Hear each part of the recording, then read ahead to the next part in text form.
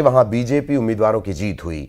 CM doctor Mohan Yadav का दोनों राज्यों में करीब 83% स्ट्राइक रेट रहा। न्यूज 18 से एक्सक्लूसिव बातचीत में डॉक्टर यादव ने कहा कि कांग्रेस की उल्टी गिनती शुरू हो गई है। इसके अलावा महाराष्ट्र चुनाव में जीत का भरोसा जताया। विरोधियों को चेतावनी भी दी कि झूठ बोलने पर उन्हें मुंह की खानी पड़ेगी।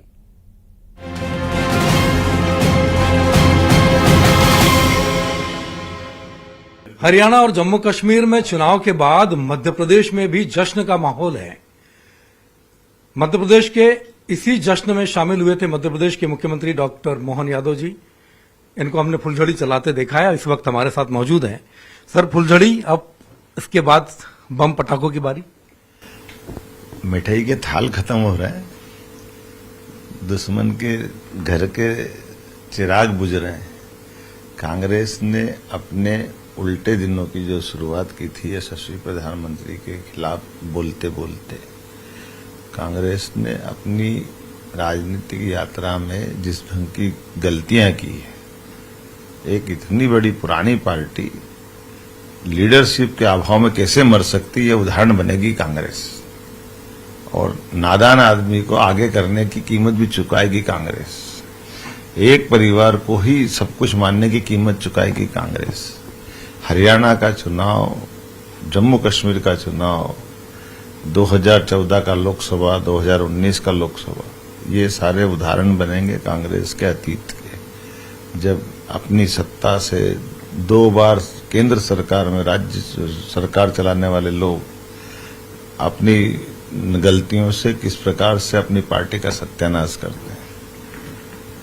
जम्मू कश्मीर में भी आप गए थे और धारा 370 हटने के बाद बहुत बड़े बदलाव आपने देखा होगा। क्या बदलाव आपने जम्मू कश्मीर में देखा? आप सांबा होकर आए थे और 30,000 से ज्यादा वोटों से सीट जीती है। देखिए, यशस्वी प्रधानमंत्री बहुत दूरदर्शी है और यशस्वी प्रधानमंत्री जिस प्रकार से काम कर रहे हैं, मुझे गर्व है इस बात का कि जिन्होंने कल उन्होंने कोट भी किया कि हम राष्ट्रवादी विचार को लेकर चलने वाले लोग हैं। और उनने जम्मू कश्मीर में गणतंत्र को स्थापित किया है, लोकतंत्र को स्थापित किया है। ये भी बात सही है कि हमारा वोट शेयर भी बढ़ा है, सीटें भी बढ़ी, लेकिन सरकार बनाना ही भारतीय जनता पार्टी का कभी भी उद्देश्य नहीं रहा है। भारतीय जनता पार्टी राष्ट्रीय राजनीति में विश्वास करती है। राष्ट्र के लिए जम्मू कश्मीर की अत्यंत महत्ता है। ऐसे में जम्मू कश्मीर में जिस प्रकार से धारा 370 हटा करके, 35 हटा करके गणतंत्र की एक तरह से पुनर्स्थापना का काम जो माननीय मोदी जी ने किया, ये भूतो न भविष्यति असंभव काम था। और मुझे इस बात का गर्व है कि मैं ऐसी पार्टी के नेता के साथ काम कर रहा हूं जो सरकार चलाने में भी, भविष्य की चुनौतियों को से निपटने में भी और अतीत की गलतियों को सुधारने में भी समर्थ है। महाराष्ट्र में शिवसेना के नेता है संजय राउत जी, एक बयान वो लाडली बहना को लेकर देते हैं, जबकि आप कई बार इस बात को दोहरा चुके हैं कि लाडली बहना जो है वो हमारा गर्व है, उनसे जुड़ी योजनाओं के साथ पूरा न्याय होगा। हताशा और भय का कोई इलाज नहीं है। हरियाणा की जीत और जम्मू कश्मीर में भाजपा का बढ़ता हुआ वोट बैंक, इसने दुश्मनों के अंदर तक भय और घबराहट के माहौल को पैदा करा है।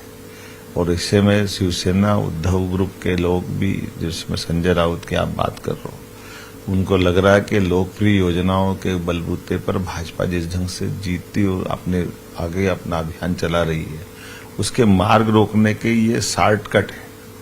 और ऐसे शॉर्टकट है जिसमें वो मुंह की खाएंगे।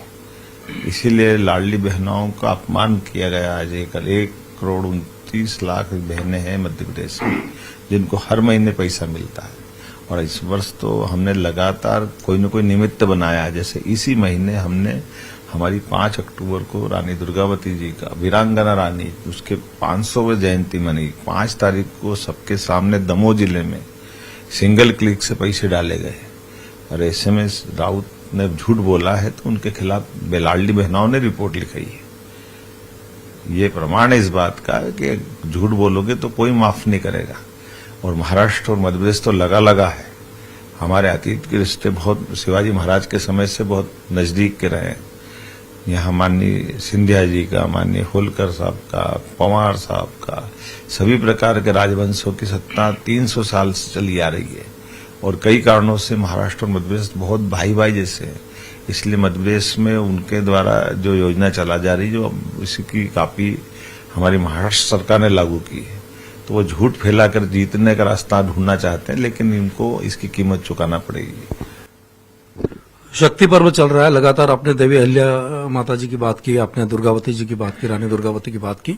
अब दशहरा भी मनने वाला है। शक्ति की उपासना तो कर ही रहे, साथ में शस्त्र पूजन की बात भी आपने की। देखिए, हमारे यहाँ व्रत और पर्व और त्योहार ये तीनों अलग अलग चीजें हैं भारतीय संस्कृति में।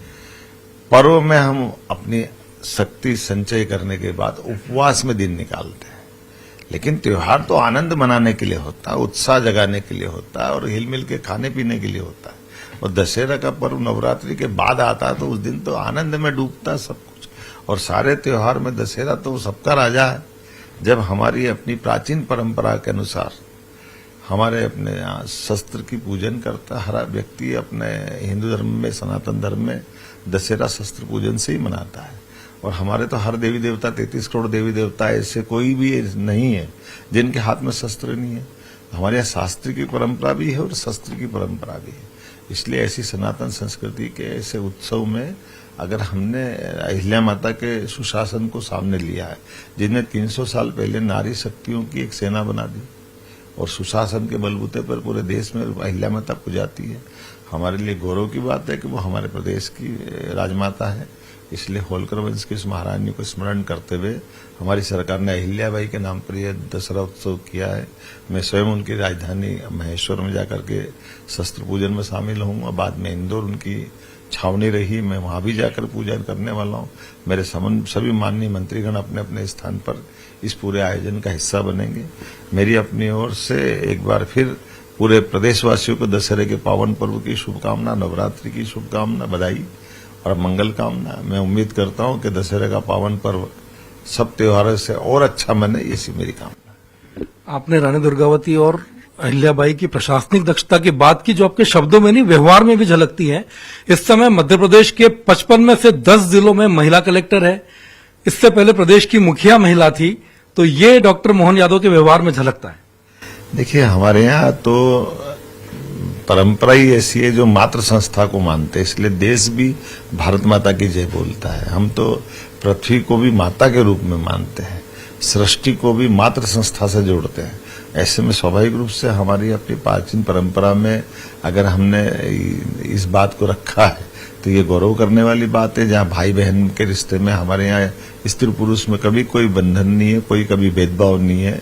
इसलिए हमारे यहाँ तो इस प्रकार की पर्दा प्रथा भी नहीं है जो अन्य धर्मों में होती है। और इसी कारण से अहिल्याबाई ने शासन की सारे सूत्र चला करके अपने साम्राज्य की छाप छोड़ी। रानी दुर्गावती ने घोड़े पे बैठ करके अपनी वीरता की झलक दिखाई, जो 51 युद्ध जीती थी। एक आखिरी सवाल, रजिस्ट्री को लेकर बहुत आसान कर रहे, लगातार नवाचार हो रहे डॉक्टर मोहन यादव की सरकार में। देखो, शासन हमेशा सुशासन से अपनी श्रेष्ठता सिद्ध करता है और सुशासन में नवाचार उसकी अत्यंत आवश्यकता है। और नवाचार में हमारे अगर दस्तावेज पंजीकरण, जिसको रजिस्ट्री कहते हैं, कोई प्रॉपर्टी की खरीद बेच में हमेशा ऑफिस में जाकर के सिक्के लगाते थे, उसके बजाय आप घर से रजिस्ट्री कराओ, तो इसमें एक तो समय की बचत रहेगी और सबसे बड़ी बात है कि आमने सामने के जो अनावश्यक रूप से जो दूसरे प्रकार के आरोप लगते हैं, उसकी सारी चीजें खत्म होगी। और यशस्वी प्रधानमंत्री के नेतृत्व में हमारी सरकार ने सुशासन के लिए संकल्प लिया, शपथ ली, तो हम ऐसे नवाचार को प्रोत्साहन दे रहे हैं। पहले हमने नामांतरण से ये उसका डिजिटलाइजेशन जोड़ा था, ताकि नामांतरण के लिए पटवारी के चक्कर लगाने की जरूरत नहीं है, बंटवारे के लिए पटवारी के चक्कर लगाने की जरूरत नहीं है।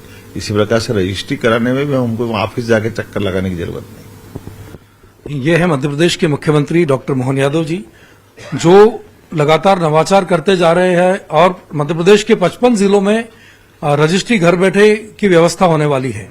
साथ ही उन्होंने उम्मीद जताई है कि सुशासन के ऐसे जो नए नए प्रयास है वो लगातार किए जाते रहेंगे।